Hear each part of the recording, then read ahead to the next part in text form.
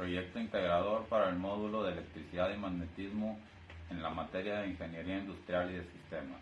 Mi nombre es Salvador Garza Regino, con matrícula UVC 007-335. En esta ocasión les vamos a hablar sobre los circuitos eléctricos. Un circuito eléctrico es un conjunto de elementos conectados que permiten generar energía eléctrica para transportarla o transformarla en otro tipo de energía como la calorífica, lumínica o mecánica. Consta de diferentes elementos: un generador, un conductor, una resistencia eléctrica y un interruptor.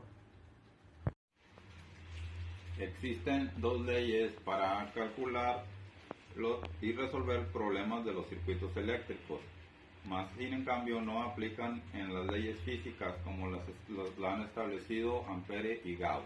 Estas leyes son las leyes de Kirchhoff, que fue un físico alemán y basó estas leyes en las leyes de conservación de energía y cargas eléctricas.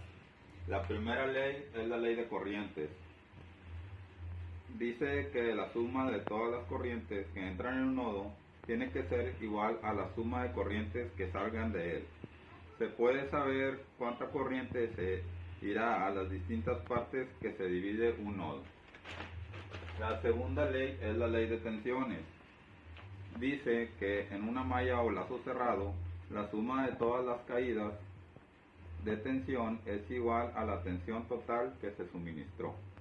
En un circuito, la fuente generalmente tiene una diferencia de potencial positiva, pero en cada uno de los elementos del circuito hay una diferencia de potencial negativa. Entonces, si se suma el voltaje suministrado en las diferencias de potencial de todos los elementos, es igual a cero. Fuente de alta tensión. Se considera de alta tensión a aquella que supera en corriente alterna los 1000 voltios y en corriente continua los 1500 voltios. Su función es intercambiar energía eléctrica a largas distancias. Se habla también lo que son del método de análisis. Método de análisis por nodos. Se debe tomar un nodo como punto de referencia dentro del circuito. De esta forma se pueden realizar las ecuaciones en términos de ese nodo. Método de análisis por mallas. Describe todo en términos de ecuaciones circulares o de mallas, en cuanto a la intensidad sobre cada uno. El análisis por conjunto de cortes básicos. Se selecciona un árbol del circuito, el cual en un gráfico tienen todos los nodos pero no los lazos. Se escribe la ecuación de los nodos de cada conjunto de corte definido por el ramal del árbol. Todo esto en función de las tensiones. Como se utiliza un conjunto de corte, se le conoce también como tensiones de corte. Análisis por lazos básicos.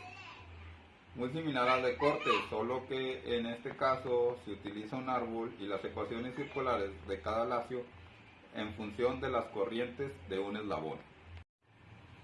Por último tenemos las aplicaciones del capacitor.